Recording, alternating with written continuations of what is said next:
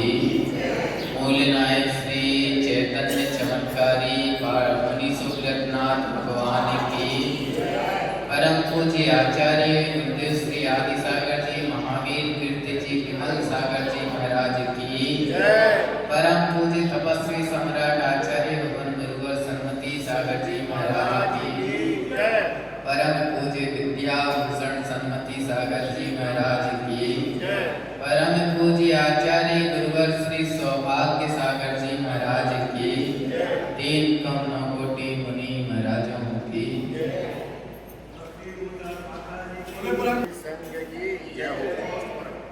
बंधु, बड़े सौभाग्य से आप लोगों को कई दिन से तो आप लोगों को भूमिका बनानी पड़ती है कि जहाज पर जाएंगे दर्शन कर बनानी पड़ती है। ऐसा तो होता नहीं कि सो के उठे बस सीधे बैठे गाड़ी में जहाज पर चल दी। हम भी कुछ दिन पहले पहली बार दर्शन किए थे जहाज पर के, और यहाँ से भूमिका बनाए थे कि बिजोलिया के दर्शन करने जाना है। तो बिजोलिया के दर्शन करने में लगभग 1 महीने का समय निकल गया। हो गया ना? मतलब 1 महीने बाद कहते भाग्य से ज्यादा समय के पहले क्या कभी मिला। पहले तो मन यूं हो रहा था कि बिजोलिया के दर्शन के बाद सीधा बिहार करके सिंगोली जांचला होते हुए नीमच और एमपी निकल जाएंगे, लेकिन भगवान का देखो अतिशय और हमारा सौभाग्य, भाग्य से ज्यादा समय के पहले क्या कभी हमारा सौभाग्य देखो कि कहाँ बिजोलिया से रिटर्न हुआ होते हुए वापस आज फिर भगवान के चरणों में फिर रिटर्न पहुंचे। ये भी कोई छोटी मोटी चीज नहीं है।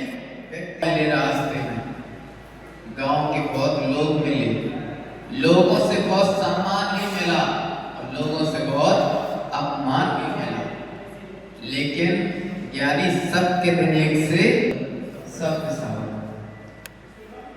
आज आप लोग लगभग 50-55 साल, सौधर्मन जी आपकी उम्र समथिंग होगी 51, अंदाज गलत नहीं।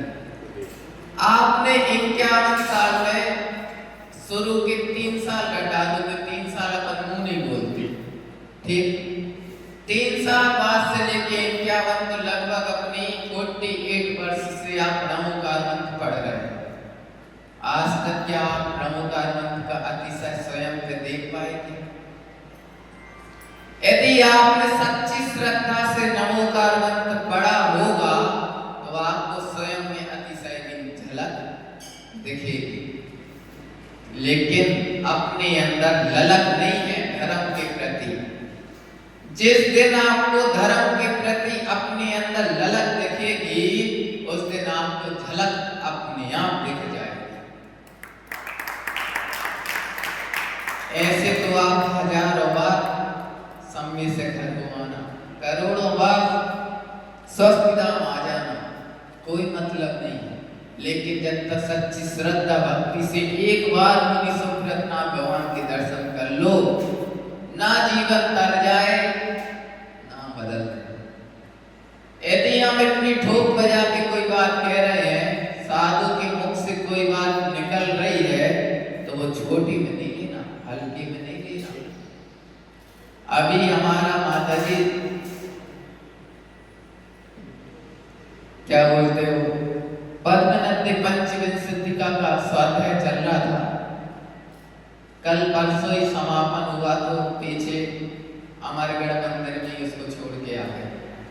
तो उसमें एक सेंटेंस आया है कि ज्ञानी अपन जैन कुल में जन्म लेने के बाद अपन उसको हल्की में मत लो कि मैं ऐसे जैन बन गया। पता नहीं तुमने नरक गति में, त्रिंच गति में कितने कितने पापड़ बेले होंगे जब जाके तुम यहाँ तक पहुंच पाए। जैन कुल मिल जाना कोई सामान्य बात नहीं है।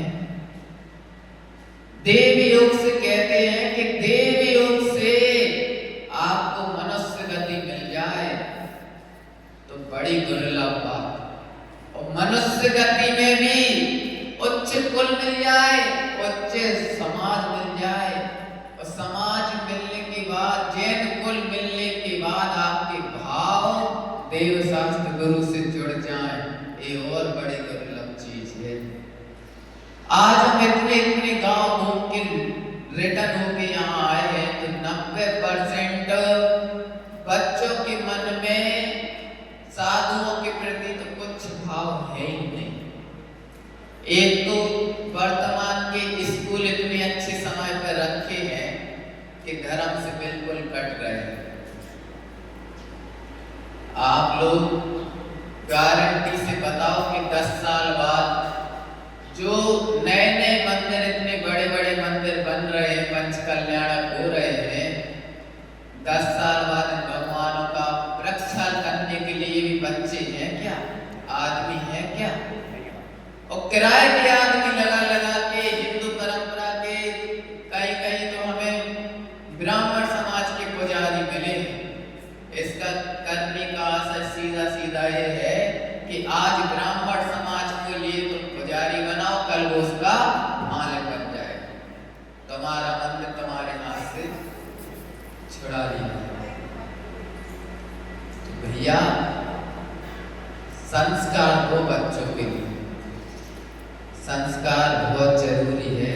आचार्य श्री कहते थे बचपन के ही संस्कार काम आते बचपन में। क्या? बचपन के ही संस्कार काम आते बचपन में। आज यदि हम संस्कार नहीं दे रहे हैं तो कल आपको भी पानी मिलने वाला नहीं। अपनी चिंता करो, कम से कम भगवान की, गुरुओं की नहीं है तो। कल अमरगढ़ में विराजमान थे। अमरगढ़ में इतनी सारे बच्चे हैं, 2-3 बच्चों को बोला नहीं कि भैया मैं कुछ त्याग नहीं करा था, कम से कम एक बार आहार दे के तुम बताओ तो कि हाँ तुम लोग जैन हो। जैनों के मुख्य 3 लक्षण, जिन लक्षण से जैनों की पहचान होती है, बेटा तुम बताना खड़े होके, जैनों की पहचान किस चीज से होती है? नहीं पता। आज 90% बच्चों को इतना भी नहीं पता कि कछुआ का चिन्ह कौन से 3 प्रकार का है।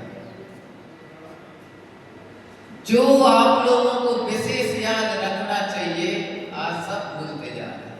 कोई संस्कार नहीं। कम से कम इतना तो इन लोग को सिखाओ कि भैया देव शास्त्र गुरु क्या होते हैं। यदि आज आप पढ़ाई में, या अभी 2 बच्चे कह रहे थे कि महाराज जी कल रिजल्ट आना है, आप आशीर्वाद दे दो कि नंबर अच्छे आ जाए।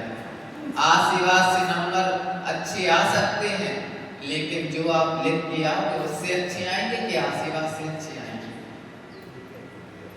यानी तो कहने का आशय है कि धार्मिक पढ़ाई के साथ साथ, लौकिक पढ़ाई के साथ साथ धार्मिक भी जरूरी है।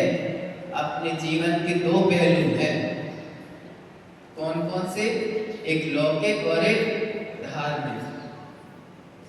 जिनवाणी स्तुति के बाद अपन एक छंद बोलते हैं। क्या बोलते हैं?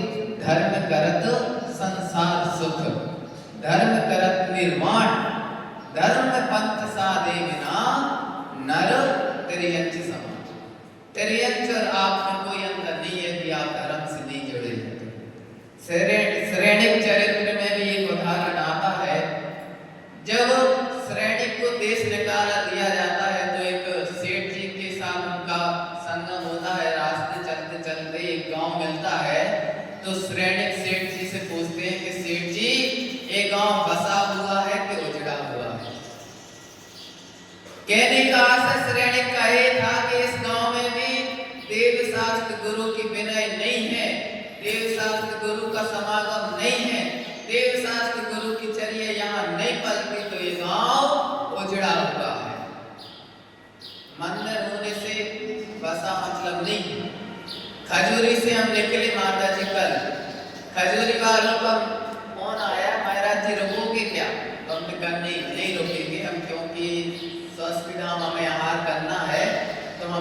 नहीं रुकेंगे, जितना ज्यादा होगा तो हम शाम को कवर करेंगे। तो उन लोगों के मन में हमने केवल रुकने को मना किया था। इतनी सारी जैन समाज की दुकानों के सामने से मुनिराज निकल रहे, किसी एक ने नमस्कार करने के लिए भी आगे नहीं आया कि महाराज जी हमारे गांव में भी मंदिर है तो आप दर्शन ही कर लो। मेन रोड पे मंदिर था, किसी ने निवेदन तक नहीं किया कि यहाँ दर्शन करके निकल जाते। आज इतनी बड़ी विडंबना चल रही है कि आप लोग भी देखते हो कि प्रभावशाली साधु के पास तो जहाँ जरूरत नहीं है वहाँ तो लोग बिल्कुल धक्का मुक्की करेंगे, और जहाँ जरूरत है वहाँ ढूंढने भी नहीं आएंगे। जहाज पर गांव से अंदर से बाहर निकले, एक व्यक्ति नहीं मिला कि कोई जैन समाज का दर्शन ही कर ले कि महाराज मैं जैन हूँ, जबकि बाजू से 4-5 लोग निकले। तो कहने का आशय यही है कि धर्म करत संसार से, धर्म से ही अपना जो व्यापार है, पढ़ाई लिखाई, हर चीज अपने भगवान से चलता है। अपना जो कुछ है पुण्य बढ़ेगा तो अपन को स्वर्गों की संपदा भी भगवान की भक्ति से मिलता है। यदि आप आज देखो आपके सामने दो चुल्लिका माता जी, चुल्लक महाराज जी और गैनी माता जी, स्वस्ति भूषण माता जी, आज माता पिता ने उनको संस्कार नहीं दिए होते तो क्या स्वस्ति भूषण माता जी यहाँ मिलती क्या? या हम भी आपके सामने बैठे, हमारे माता पिता ने हमें धर्म से नहीं जोड़ा होता तो क्या आज हम स्वप्रभा सागर के नाम से जाने जाते हैं? कहीं बड़े होते कोई गली में खेल रहे कूद रहे होते या कुछ और वो विलास में पड़े होते। आज यदि आपको वर्तमान में दिगंबर मुनियों के दर्शन हो रहे हैं तो ये सब कहीं ना कहीं से भगवान का ही आशीर्वाद है। और आप लोग भी ये मत सोचो कि हम जैन ऐसे बन गए तो ऐसे हमारा कल्याण हो जाएगा, तो बगैर त्याग किए कल्याण किसी का नहीं होगा। तो आप भी त्यागियों, धीरे धीरे अग्रसर हो, क्योंकि धर्म से ही सब कुछ है। आप इतना ध्यान रखो, जो बोलते हैं ना डमोलोए सब सावड़ा, उसमें व्यक्ति विशेष का नाम तो आया नहीं, किडमोलोए विद्यासागरम हो गया, किडमोलोए सुधा सागरम। जो आप बोलते हो हर साधु को बराबर लेके चले, उसमें कोई भेद नहीं करते। यहाँ जरूर चुल्लक चुल्लिका या मुनि महाराज विराजमान है, यदि एक दृष्टि से देखो तो यहाँ साधु विराजमान है।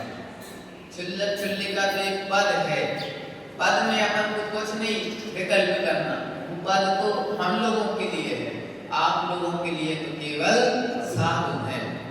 तो जैसे इनके पास मिच्छी कमंडल है, जैसे इनके पास है, हमारे पास है, तो अपने लिए तो केवल लड़मोलोए सब सावधान। बस एक चीज पकड़ के चलना, बाकी ना संत में पढ़ना ना पंथ में पढ़ना, ना संत में पढ़ना ना पंथ में पढ़ना, केवल साधु दिगंबर वेश देखा, पिच्छी कमंडल देखी और नमोलोए सब सावधान। इसी मंगल भावना के साथ जय बोले परम पूज्य आचार्य भगवान तपस्वी सम्राट श्री सन्मति सागर जी महाराज की जवानी के ज्ञान से